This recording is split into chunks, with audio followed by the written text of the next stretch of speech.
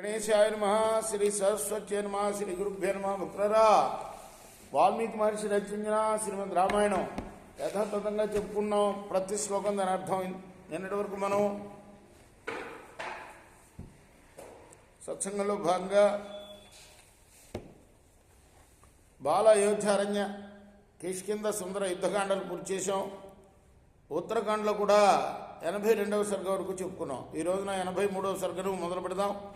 మొదలుపెట్టే ముందు వాల్మీకి మహర్షిని ప్రార్థన చేసుకుందాం. పూజంతన్ రామ రామేతి మధురం మధురాక్షరము ఆరుహ్య కవితా శాఖాం వందే వాల్మీకి కోకిలం అంజనానందనం వీరం జానకీ శోకనాశనం కపీశమక్షంతారాం వందే లంకా భయంకరం సదా నింబ వృక్షస్య మూలాధివాసాత్ సుధాశ్రావిణం తిక్తమప్యప్రియంతం తరుం కల్పవృక్షాదికం సాధయంతం నమామీశ్వరం సద్గురుం సాయినాథం.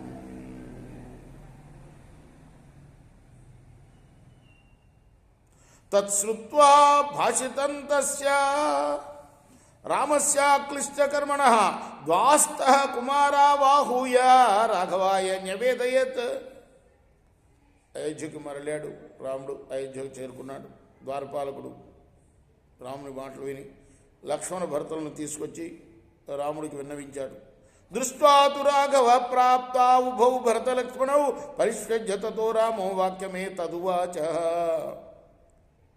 వాళ్ళిద్దరూ వచ్చినట్లు చూసిన రాముడు వాళ్ళని కౌగిలించుకొని అన్నాడు, కృతం మయా యథాతథ్యం ద్విజకార్యమనుత్తమం ధర్మసేతుమధో భూయ కర్తుమిచ్చామి రాఘవౌ.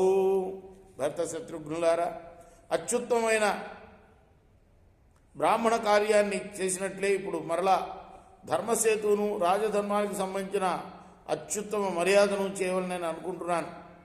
అక్షయశ్చావ్యయ్యశ్చైవ ధర్మసేతుర్మతో మమ ధర్మప్రసాదికం ఏతత్ సర్వ పాప ప్రణాశనం. అంటే రాజసూయం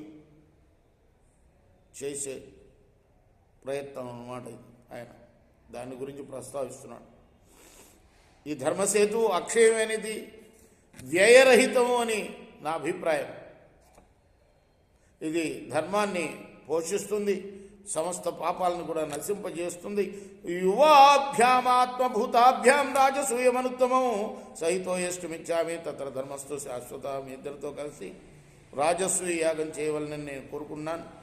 దాని యందు ధర్మం శాశ్వతంగా నిలిచి ఉంటుంది.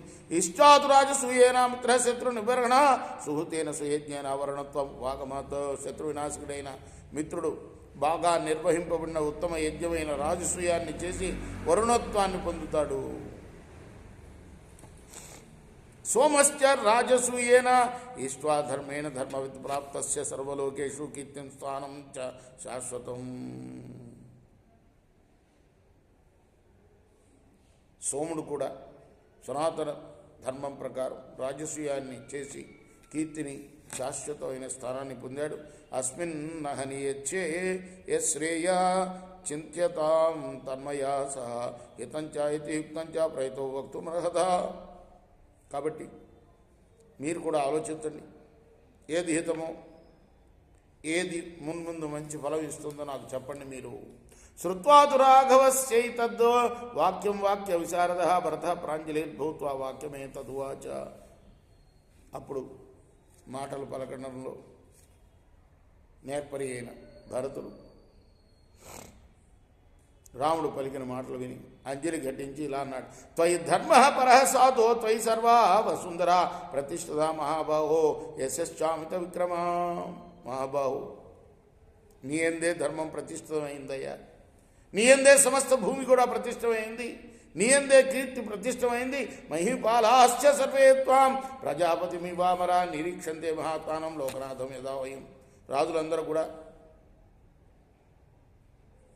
మహాత్ముడు అయిన, లోకాలకు నాథుడు అయిన నిన్ను దేవతలు ఎలా బ్రహ్మదేవుణ్ణి చూస్తున్నారో అలా చూస్తున్నారు. పుత్రాశ్చ పితృవద్రాజన్ పశ్యంతి త్వాం మహాబల పృథివ్యా గతిభూతోసి ప్రాణినామపి రాఘవ. కాబట్టి రామచంద్ర, రాజులందరూ కూడా నిన్ను పుత్రులు తండ్రిని చూస్తున్నట్టు చూస్తున్నారు. భూమికి సకల ప్రాణులకి కూడా నువ్వే గతివి వేసి ప్రభావం. సత్వమే వం విధం యజ్ఞం అహర్తాసిది కథన్ నృప పృథివ్యా రాజవంశానాం వినాశో ఎత్ర దృశ్యతే. రాజా, నీ యజ్ఞం వల్ల భూమి మీద ఉన్న రాజవంశాలన్నీ కూడాను నశించడానికి అవకాశం ఉన్నది. కాబట్టి నువ్వు అటువంటి యజ్ఞం ఎలా చూస్తావు? అందరూ నేను తండ్రిగా భావిస్తున్నారు. అంతేకాదు లోకాలన్నిటికీ నాథుడు నువ్వు రాజసూయ యాగం చేస్తే ఎంతోమంది నశిస్తారని నేను భావిస్తున్నాను. పృథివ్యాం ఏ చ పురుష రాజం పౌరుషమాగత సర్వేషాం భవిత తత్ర సంఖ్య సర్వకోపజ. భూమి మీద పౌరుషవంతులైన పురుషులకి అందరికీ కూడా దానివల్ల కోపం కలుగుతుంది, వినాశం కలుగుతుంది.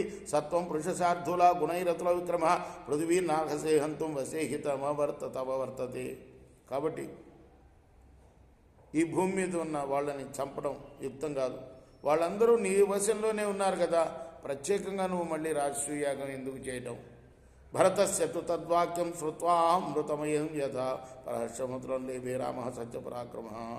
సత్యమైన పరాక్రమం గల రాముడు భరతుడు పలికిన అమృతం అంటే ఆ మాటలు విని ఎంతో ఆనందం పొందాడు. ఉవాచ శుభం వాక్యం కైకేయ్యానందవర్ధనం ప్రీతోస్మి ప్రతిష్టోస్మి తవాచవచనేనగా. నాయన, ఓ సుమిత్రానంద కైకేయి నందన, నేను నీ వాక్యాల వల్ల ఎంతో సంతోషాన్ని పొందానయ్యా.